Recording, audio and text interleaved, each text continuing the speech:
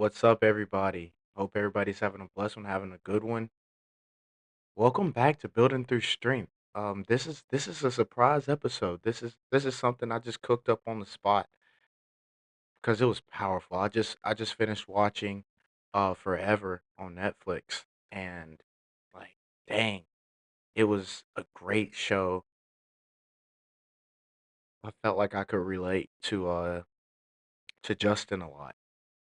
And I was just sitting there watching the show, thinking about my my past relationship that I just got out of with Megan. And funniest thing is, this is like one of my favorite like wear around the house shirts, my favorite workout shirt and stuff like this. And she gave it to me. Well, she didn't really give it to me. I stole it like freshman year to wear it with a nice fit that I had on when we were going to the road one night.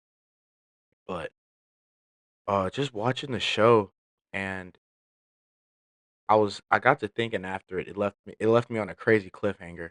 But I was like, "Dang, life really does come at you fast, and you're you're not it doesn't just hit one person. It hits everybody the same. It hits everybody differently. Life comes at you very fast, and when it does, it doesn't ask if you're ready. It doesn't ask any other questions. It does.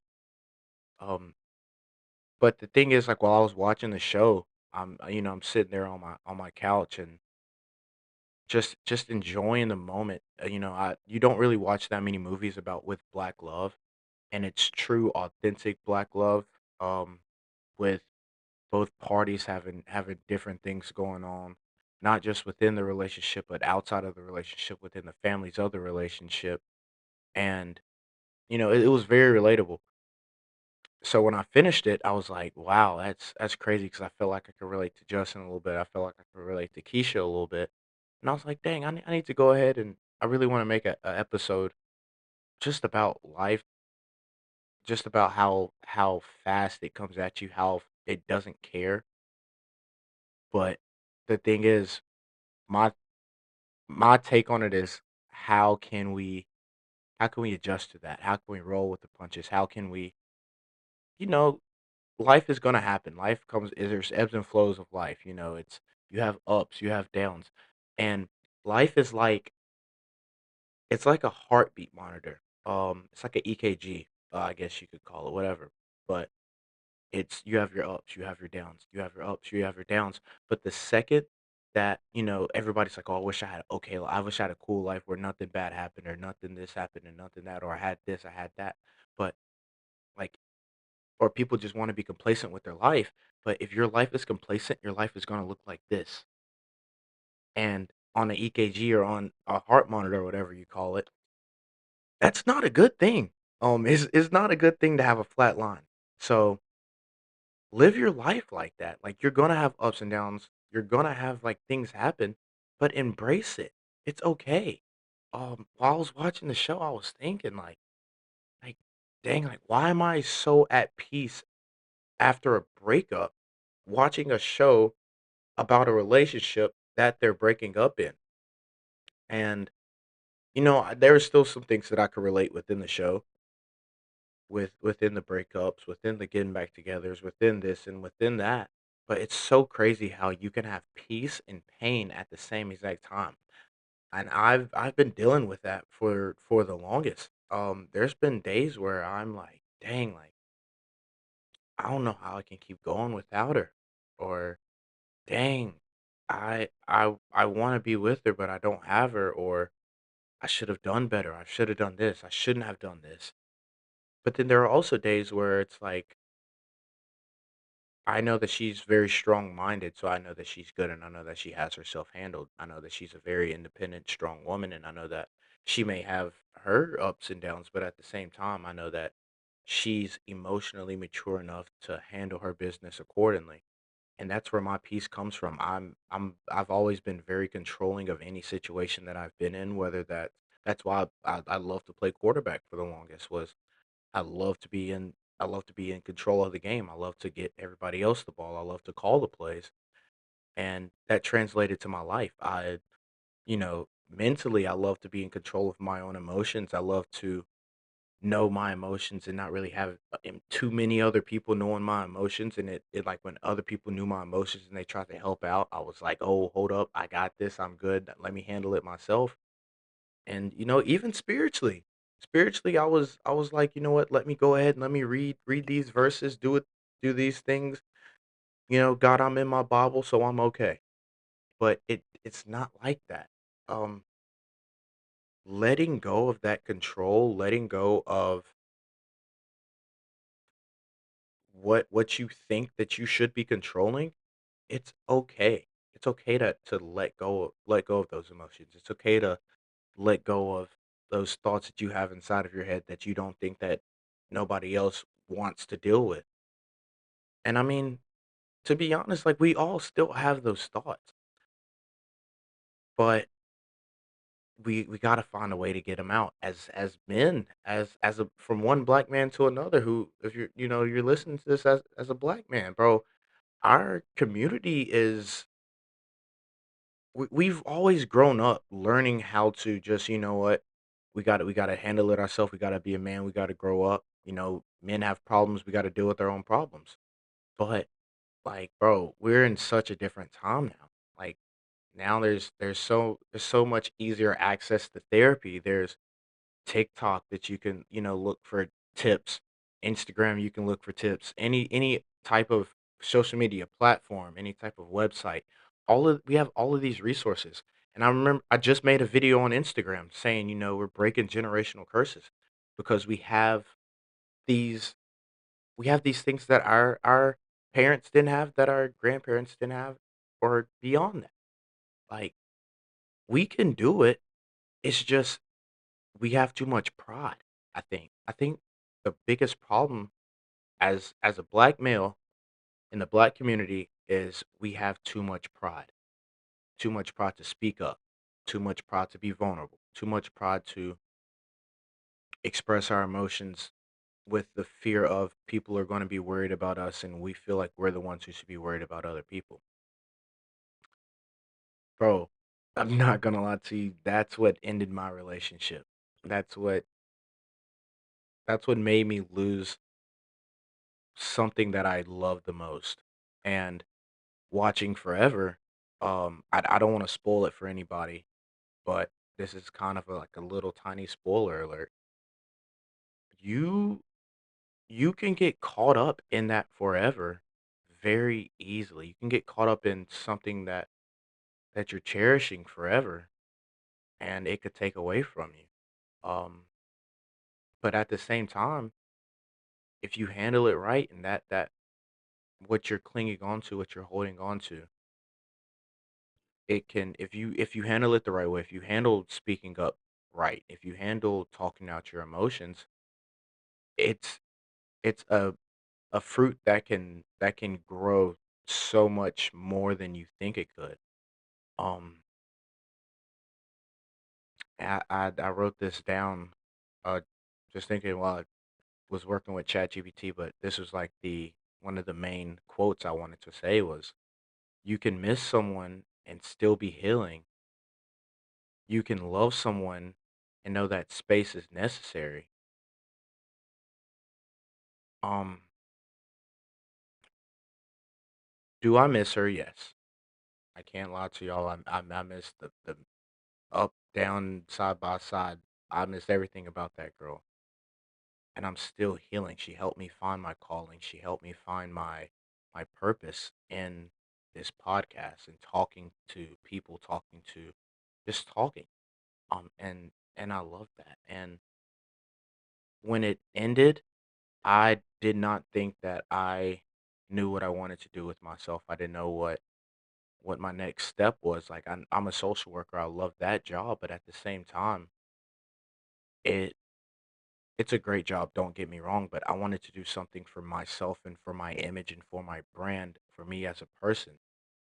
And like with this podcast, it's been, bro, it's been life changing. I've only recorded like what, 7 episodes and a couple strength fives, but just the guests that I've talked to so far. And bro, I have so many more guests. Y'all, oh, Oh, I'm spoiling y'all with guests, and it's in the first 10 episodes that we got some bangers coming up, I'm telling y'all. But, back to this, life doesn't always go as planned. I'd never planned on tearing my meniscus and my and parts of my MCL and losing cartilage in my knee and having to get an OATS procedure. I didn't go into my senior season of football thinking I'm gonna play halfway through the year, not do as good as I want to, and then when I do get an opportunity to play on the field on special teams, I'm gonna go out there and just tear everything and end up having to take 7 to 10 months of recovery, which is gonna end my career. It's gonna set me back almost a year of where I wanna be. Like, I never planned on that. I never planned on breaking up with my girlfriend of 4 years on and off. I never I never went into the relationship freshman year thinking, "Okay, I'm gonna not be faithful and I'm not gonna speak up and I'm not gonna talk about my feelings and 4 years right after we graduate from college, we're gonna break up." I never thought that. I never planned on growing up Christian, growing up Baptist, and then getting into college and falling out of my religion a little bit. Like I was in it and I was hot and cold about my religion. I was in and out of my religion as well. I never planned on that, but life happens. It happens so fast that you don't even notice it if you're not looking to notice it. Um, and the thing is, even though that we tend like when life does happen, life does hit, and we do get caught off guard sometimes. God isn't caught off guard by our detours. Like we're the ones that's caught off guard. God isn't. Sometimes the ground shakes, so you stop running from what's inside.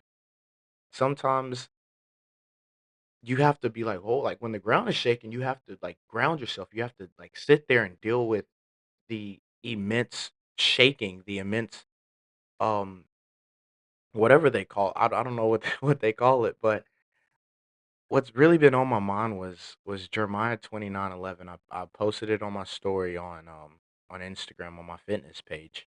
It's called the KP method. The KP method underscore if nobody's following it yet. But anyways, it's Jeremiah 29:11. For I know the plans I have for you, declares the Lord. Plans for you to prosper and not to harm you. Plans to give you hope and a future.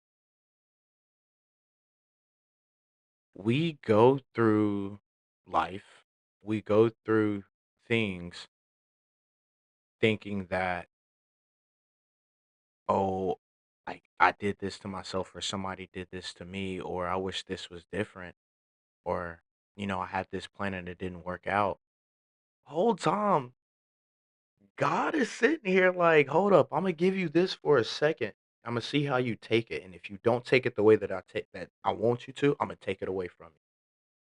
Or, hey, you got this really good thing going on for you and you're faithful to me right now, but if I take it away from you, are you still going to be faithful? And that's how God works. God is he giveth and he taketh away. I've been told that my whole life, and I never really believed it until something happened in my life that made me believe it. He's giving you these things because of his grace, because of his love, because of who God is. But at the same time, he takes it away to one, either he'll probably to test you to see, okay, are they really about what they say? Like Kyle has this podcast popping. He's loving it. He's doing great. Okay, great. I'll give him some good views for the first couple episodes, but I'm gonna hit him with a streak of 0 views. Am I gonna still make podcasts, or am I gonna be like, "Man, God, he I don't need to be making podcasts. I ain't getting no views." No, you have to stay the course. You have to stay along with it because even though life isn't going how you wanted it to, or a situation isn't going how you wanted it to, you never know what's on the other side. If you can just keep pushing through it. If you keep pushing through it on the other side, it is gonna be so, so, so much better. Um, Romans 8:18. I've also been stuck on this one, uh, lately. I wanna pull it up so I can read it to you to make sure, we got it down. It's not Romans. It might be. Anyway, we're gonna go with it, and then I can, just chit chat about this verse because this is still a very powerful yeah. So I consider that our present sufferings are not worth comparing with the glory that will be revealed in us. That is the verse. I consider that our present sufferings are not worth comparing with the glory that will be revealed in us. You're suffering, yes. You're going through something. Of course, everybody goes through something. And if you're not going through something, I said it in my first podcast episode. It's either you're about to go into something, you're in the middle of something, or you just got out of something and you're about to go back into something else. It's life. It happens. Stuff happens all the time. But how are we going to respond? How are we going to act? And how are you going to get to the other side? Like you can't run from it. Um, because if you run from it, you're only delaying it. I was told this Oh, I was either told or I heard this one story about the difference between, I believe it's cows and oxes or something like that. But, there's a big pasture outside, big pasture in the country, and there's a big storm coming, and animals can smell storms, they can sense storms and all that stuff. And there's the herd of cows. They hear that the storm is coming, or they feel it, or they smell it, and they try to run from it. The storm is here's the cows, here's the storm. Cows are running away, storms are coming to it. But the thing is, those cows can only run but so far within that pasture before that storm catches up. The oxes, on the other hand, they're on this side and the storm is over here, and they're running straight dead into it. But the thing is, if you're a cow and you're running away from the storm's going to catch up with you. You have the storm behind you, so you're constantly looking back at the storm, knowing that it's coming, and then you have to get hit by it. Let's be an ox. The oxes, they see it's coming. They're like, okay, like it's gonna happen whether we like it or not. We might as well go ahead and go through it, get to it. So be an ox, man. Be an ox. Go through the storm and find comfort in it. Go through the storm and find comfort in it. It is very hard to. I I've been going through the storm lately, and I don't know what Megan is going through. I don't know how she's feeling, but I'm sure that she's going through the storm as well. And if she's the woman that I know that she is, she ran straight through it before me. Um, I was a cow. I was a cow at the beginning. I was trying to delay it. I was trying to hold off. I was trying to hold back, but I don't know. I flipped the switch, and I think that flip of the switch of like, dang, like I can't run from it for too long. I might as well go ahead and get into it because I know that pressure makes diamonds. That's what every single high school coach of any team is going to say. Pressure makes diamonds. Gold is purified at some of the hottest levels. So you can have like okay gold, but it's not going to reach its purest form until it's heated dang near to its melting point to where it's about to, I don't know how that happens, but to like a very, very close extent. And that's how we should live our lives, honestly. We should, embrace that pressure because we'll be diamonds in the end, and embrace that fire. Shadrach, Meshach, and Abednego. For anybody who be in the good book, they they walked in the fire, and it wasn't just three of them in the fire. They didn't burn up in the fire. They were comfortable in the fire, and it was a fourth person in there. God is with us. God is with us in that fire. And when they came out of the fire, it says that they were untouched, didn't even have a smell of the burn. Like, it's okay. but it's all about our perception of everything. Um, the pain that you go through is not wasted. It's not you're not going through pain for no reason. You're not you're not sore for no reason. I used to tell Megan all the time, like when we would work out, I would we would go to the gym at the same time. I would do my heavy lifting, heavyweight lifting, and she'd go do her cute little leg day, kettlebell, dumbbell workouts. And when we would finish, I'd always be sore after, and she would always ask me, "Hey, why are you lifting to the point where like you're sore? Like I don't like that sore feeling." But for me, like I love being sore. I love like for me, I told her I was like, because when I'm sore, I it makes me feel like the workout actually worked. It makes me feel like I actually did something in that workout.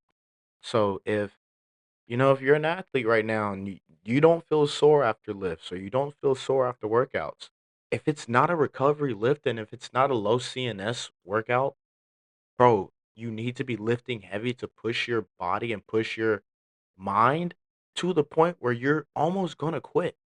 It's okay to feel a little lightheaded like you're gonna pass out after deadlifting 500 pounds because you just deadlifted 500 pounds. You're gonna feel lightheaded. You're gonna feel these things. It's okay, to feel pain after a breakup because that means you gave everything that you feel like you gave. If you go through a breakup and you don't, if you're going through a breakup and you don't feel anything, then you didn't give it your all.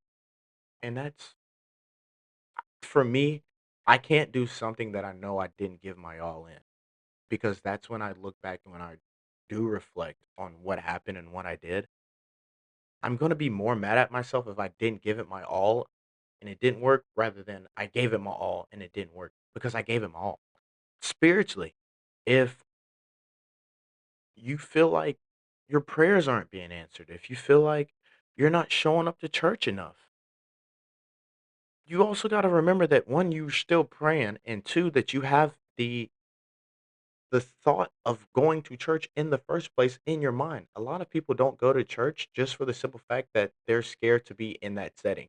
And some people, like if you watch church online, then that is okay. I watch church on the online all the time, but I still try to make an effort to go to church, and I still try to make an effort to pray as much as I can when it's on my mind. And that's all God asks for. All God asks for is your effort. That's all coaches ask for. Players, if you're in middle school, high school, college, that's all coaches ask for is your effort. Because you can coach technique, you can coach ability, you can coach X X's and O's, but you cannot coach effort. And they will tell you that every single time.